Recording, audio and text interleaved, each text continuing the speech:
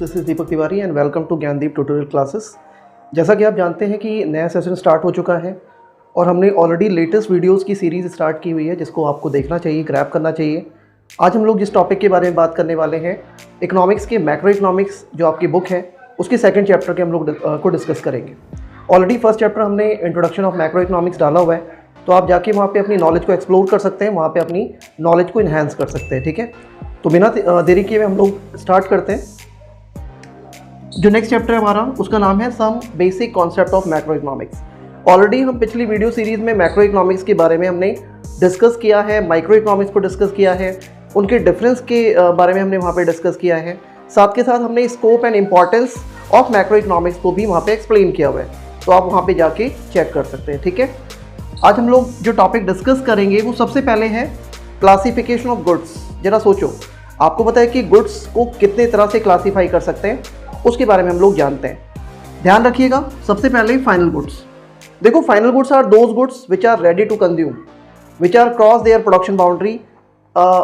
जिसकी मतलब आप कह सकते हो कि एक ऐसा गुड्स जो बनकर तैयार है, जो अपने फाइनल कंज्यूमर के थ्रू यूज़ करने के लिए, कंज्यूम करने के लिए रेडी है। इनको दोबारा से हम लोग रीसेल नहीं कर सकते। ठीक है, और ध्यान रखिएगा इसकी जो वैल्यू है इसको हम नेशनल इनकम को मेज़र करने में इंक्लूड करते हैं। ठीक है, तो फाइनल गुड्स आपने समझा। फाइनल गुड्स की अगर मैं टाइप की बात करूं तो final producer goods, final consumer goods वो गुड्स हैं जिनको कंज्यूमर कंज्यूम करता है, यानी जो कंज्यूमर के कंज्यूम करने के लिए रेडी हैं। फॉर एग्जाम्पल जैसे बटर एंड ब्रेड, ये इनके एग्जाम्पल्स हैं। बटर एंड ब्रेड जिन्हें कंज्यूमर फाइनली क्या कर रहा है या कंज्यूम करना चाहता है। ठीक है, तो वो आपका कंज्यूमर गुड्स कहलाएगा। अगर मैं फाइनल प्रोड्यूसर गुड्स की बात करूं तो final producer goods are those goods which may help to produce goods और कमोडिटी। ठीक है, किसको हेल्प करता है वो? प्रोड्यूसर को, for a manufacturing. For example plant and machinery. ध्यान रखिएगा, प्लांट एंड मशीनरी एक फाइनल प्रोड्यूसर गुड्स है जिसके बिहाफ पे एक प्रोड्यूसर गुड्स और कमोडिटी को क्या करता है? मैन्युफैक्चर करता है। ठीक है, नेक्स्ट हम बात करते हैं इंटरमीडिएट गुड्स। देखो, इंटरमीडिएट गुड्स हैं क्या? Intermediate goods are those goods which are not cross their production boundary, which are not ready to consume by a final consumer, और इसको हम दोबारा रीसेल कर सकते हैं। और एक बात और ध्यान रखिएगा, जो इंटरमीडिएट गुड्स हैं उनकी वैल्यू को हम नेशनल इनकम को मेजर करने में इंक्लूड नहीं करते हैं। ठीक है, तो फिलहाल हम इंटरमीडिएट गुड्स की बात कर रहे थे। तो इंटरमीडिएट गुड्स कौन से हैं? जो कि रॉ मटेरियल के तौर पे होते हैं। ठीक है, फॉर एग्जांपल अगर मैं बात करूं milk for making a T. Milk क्या है? अगर आप टी लेना चाहते हैं तो मिल्क आपके लिए क्या है? इंटरमीडिएट गुड्स है। अगर आप फर्नीचर लेना चाहते हैं तो वुड जो है यानी लकड़ी, वो आपके लिए क्या है? Intermediate goods. ठीक है, नेक्स्ट हम बात करते हैं यहाँ पे difference between final goods and intermediate goods. Final goods और इंटरमीडिएट गुड्स में क्या डिफरेंस है, यानी कि अंतिम वस्तु और मध्यवर्ती वस्तु में क्या डिफरेंस है। देखो, सबसे पहली बात तो final goods are called finish goods. Final goods क्या है? फिनिश गुड्स हैं, जबकि intermediate goods are called raw material. ठीक है, number 2, final goods are those goods which are ready to consume by a final consumer, but intermediate goods are those goods which are not ready to consume by a final consumer. Number 3, final goods are those goods which are cross their production boundary, यानी वो अपनी production boundary cross कर चुके हैं, बनकर तैयार हैं, जबकि intermediate goods are those goods which are not cross their production boundary, यानी वो अभी बनकर तैयार नहीं है। नेक्स्ट आपका है final goods are those goods which can not be resale, यानी फाइनल गुड्स वो हैं जिनको हम पुनः बिक्री नहीं कर सकते, यानी अगर आपने एक बार सेल कर दिया सेलर ने तो वो दोबारा उसको सेल नहीं कर सकता। जबकि intermediate goods are those goods which can be resale. ध्यान रखिएगा, उसे रीसेल हम कर सकते हैं।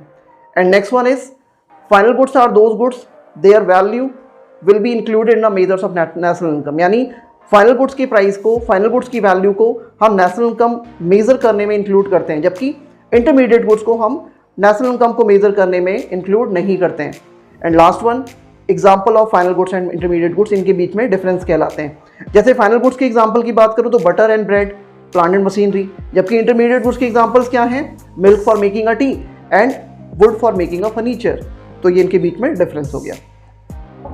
नेक्स्ट हम बात करते हैं कंजम्पशन गुड्स या फिर कंज्यूमर गुड्स। जरा सोचो, कंजम्पशन गुड्स या कंज्यूमर गुड्स हैं क्या और उसके टाइप क्या हैं? हमने ऑलरेडी डिस्कस किया था अभी कंज्यूमर गुड्स के बारे में।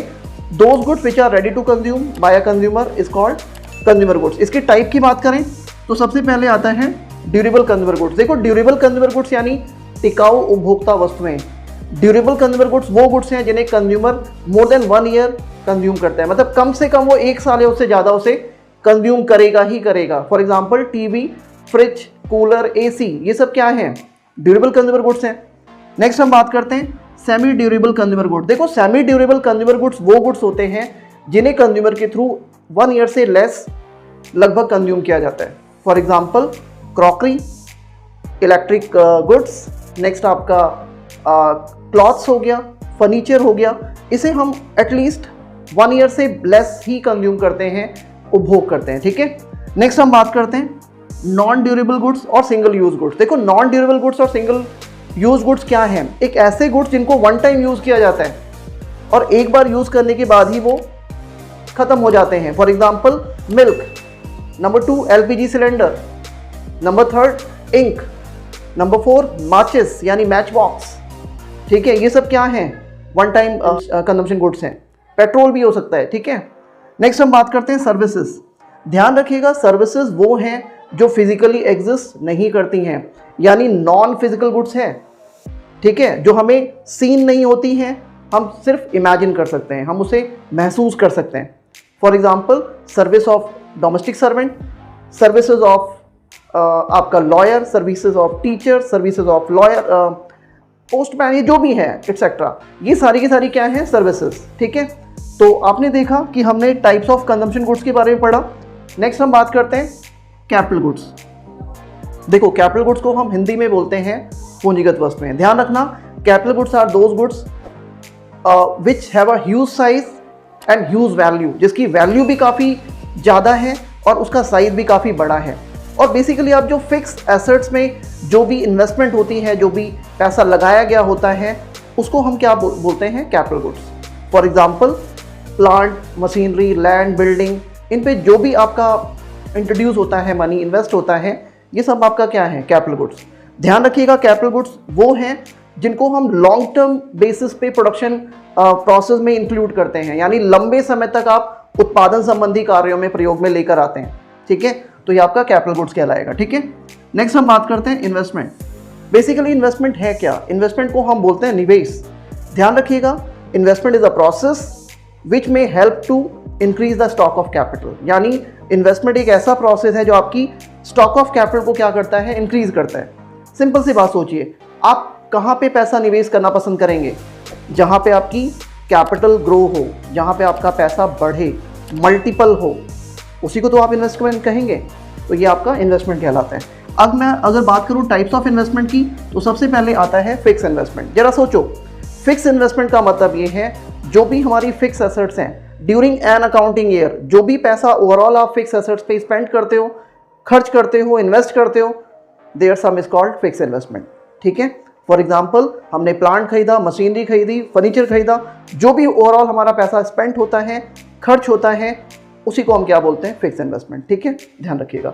और नेक्स्ट है आपका इन्वेंट्री इन्वेस्टमेंट। देखो इन्वेंट्री इन्वेस्टमेंट का मतलब ये है, अगर मैं बात करूं कि वी आर प्रोड्यूसर, हम लोग एक प्रोड्यूसर हैं, हम मैन्युफैक्चरिंग करते हैं, जो भी हमारे पास स्टॉक्स के तौर पे हम कंटेन करके रखते हैं, अपने पास स्टोर करके रखते हैं, वो भी क्या है? हमारा इन्वेंट्री है, और उसे आप क्या बोलेंगे? Inventory investment. और अगर मैं इसके टाइप की बात करूं तो there are 3 type of inventory investment. Number 1 finish goods, number 2 semi finish goods, number 3 आपका रॉ मटेरियल। ध्यान रखिएगा अगर हम एक प्रोड्यूसर हैं तो हम फिनिश गुड्स को स्टॉक करके रखते हैं, हम सेमी फिनिश गुड्स को स्टॉक करके रखते हैं, या फिर हम रॉ मटेरियल को अपने पास स्टॉक करके रखते हैं।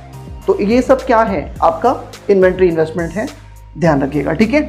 तो यहाँ पे जाके हमने कुछ बेसिक कॉन्सेप्ट्स के बारे में डिस्कस किया, मैक्रो इकोनॉमिक्स के काफ़ी इंपॉर्टेंट कंसेप्ट थे, टॉपिक्स थे। फटाफट आप इसे नोट कर लीजिए, स्क्रीनशॉट ले लो, और आई होप आपको बहुत अच्छे से क्लियर हो गया होगा। अगर आपको ये वीडियो पसंद आई हो तो आप इसे डेफिनेटली लाइक करें, अगर चैनल पे फर्स्ट टाइम है तो सब्सक्राइब करें, और इसे और लोगों तक भी रिकमेंड करें ताकि इस तरह की नॉलेज को वो एक्सप्लोर कर सकें और ग्रैब कर सकें। आज के लिए इतना ही, थैंक यू।